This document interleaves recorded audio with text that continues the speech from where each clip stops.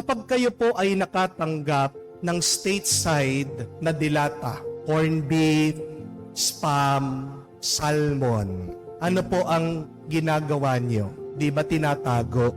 O kaya naman dinidisplay? Amen? Kailan nyo po binubuksan yung stateside na dilata? Yung mga matatanda, tanungin ko po, ha? Pag may okasyon, pag may bisita. Pag binuksan mo yung dilata na walang okasyon, walang bisita, di ba magagalit yung nanay mo? Di ba magagalit yung mga matatanda? Amen?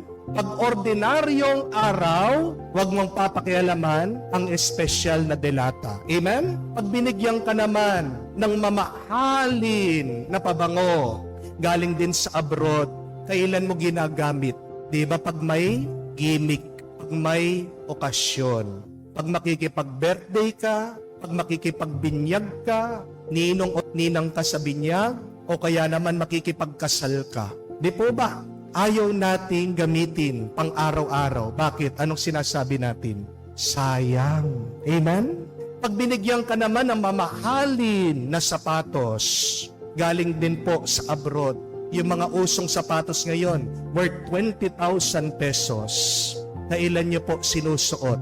Diba? Pag-espesyal din na okasyon. Yung gusto mo makikita ng maraming tao nang sinusuot mo mamahalin na sapatos. Isusuot mo ba? Ikaw ay namamalengke? Hindi po, di ba? Isusuot mo lang yung mamahalin na sapatos sa espesyal na okasyon. Amen? Pero, ano ang mangyayari? Sa katagalan na hindi mo binubuksan yung stateside na dilat dahil walang dumarating na bisita, dahil napakatagal ng okasyon, ano pong nangyari? Expired. Nasayang lang. Di po ba?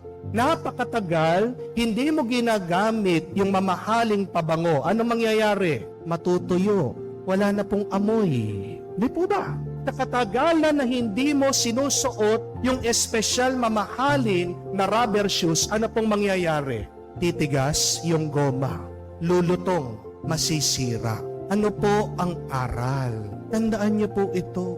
Huwag mong hihintayin sa buhay mo na magkaroon ng espesyal na okasyon para maging masaya ka. Amen? Para ipagdiwang mo ang buhay. Amen? Do not wait. Oras, panahon, araw. You will never and you can never buy another day again. Amen? That is why this day, celebrate it. That is why this day, this moment, seize it. That is why this day, this time, take the opportunity. Nasa iyo na lang kung paano mo gagamitin ang biyaya ng Diyos. Kasalanan natin madalas. Sinasayang natin ang biyaya ng oras, panahon, at buhay na pinagkaloob ng Diyos. Kaya nga ang Diyos napapailing na lang eh. Napakaiksi na lang ng buhay. Paano mo ito inuubos? Napakaiksi na lang ng oras natin dito sa mundo. Paano mo ito binubuhay? Tandaan mo, if you do not take the opportunity and the grace that is in front of you, somebody else will take it from you. Madalas ganyan tayo eh. Tinatabi natin, pinagpapaliban natin, pagbabalikan natin, wala na. Bakit? Naunahan ka na.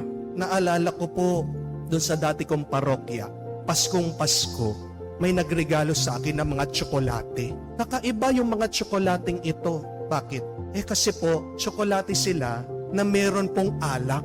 First time ko po na makakitang ganitong tsokolate. Chocolate Bourbon, Chocolate Johnny Walker, sabi niya, Chocolate Hennessy. Kaya sabi ko, mamayang gabi pagkatapos ng aking mga misa, lalantakan ko ang mga tsokolating ito habang ako'y nagpapahinga. Ano pong ginawa ko? Tinago ko sa rep at nagmisa po ako maghapon. Nung gabi na, excited po ako matikman yung mga tsokolate. Pagkabukas ko po sa rep, nawawala yung mga tsokolate. Galit na galit ako, naiinis ako, no? Nag-imbestiga po ako. Alam niyo nangyari, ayaw lang po aminin sa akin.